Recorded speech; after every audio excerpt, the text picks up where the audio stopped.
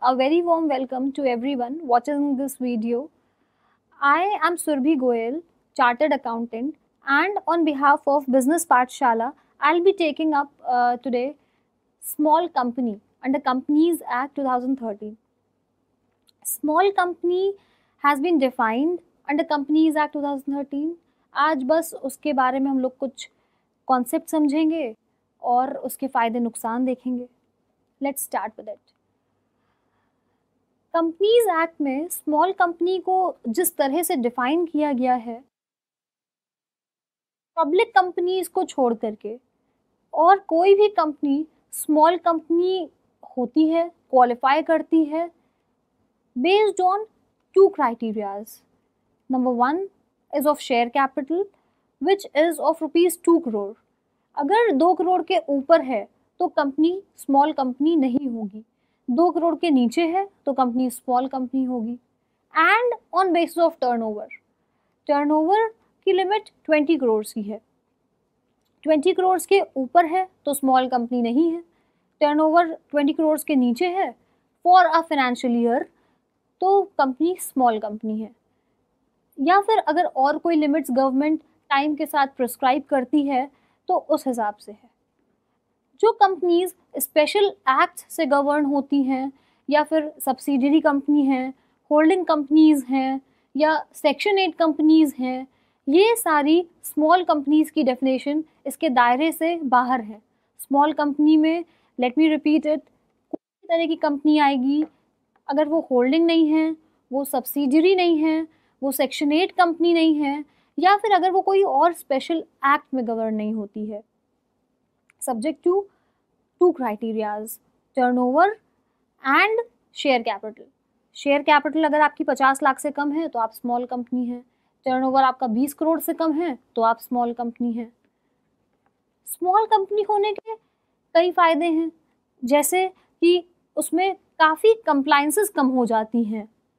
जो कंप्लायंसेस बाकी कंपनीज के लिए हैं, जो स्मॉल कंपनियां नहीं हैं, प्रोफेशनल से सर्टिफिकेशन चाहिए होता है, कंप्लायंस कॉस्ट बढ़ जाती है, उन चीज़ों का बेनिफिट मिल जाता है स्मॉल कंपनी में.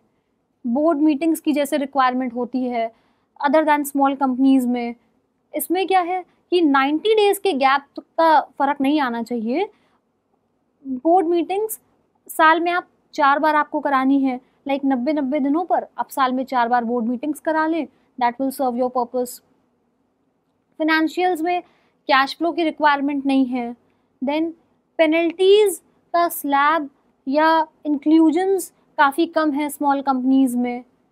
अपने आप को इंटरनल फिनेंशियल कंट्रोल्स रिपोर्ट नहीं करने हैं. उसके बाद ऑडिटर्स की रिक्वायरमेंट में चेंज है. जैसे अदर दैन स्मॉल कंपनीज में ऑडिटर्स का रोटेशन रिक्वायर्ड है 5 साल के टर्म के बाद, 10 साल के टर्म के बाद. स्मॉल कंपनी में अगर चाहें तो एक ऑडिटर चलता जाएगा, सब्जेक्ट टू कि उसको हर 5 साल में वापस रीअपॉइंट किया जाए. ऐसा कूलिंग पीरियड का कॉन्सेप्ट नहीं है स्मॉल कंपनी में, जैसे कि बाकी कंपनीज में है, अदर दैन स्मॉल कंपनीज में है. इसमें एक ही ऑडिटर सब्जेक्ट टू 5 साल में रीअपॉइंटमेंट के कैरी ऑन कर सकता है. ओके, हम लोग कुछ FAQs डिस्कस कर सकते हैं कि क्या इंडस्ट्री में कुछ क्वेश्चंस हैं जो इसके लिए प्रेवलेंट हैं.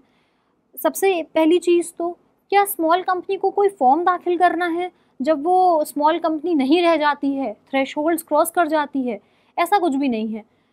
एक स्मॉल कंपनी जैसे वर्क कर रही है एंड जब वो थ्रेशहोल्ड क्रॉस कर जाती है वो अपने आप उसके दायरे से बाहर आ जाती है. उसको इसके लिए कोई फॉर्म वगैरह नहीं फाइल करना है.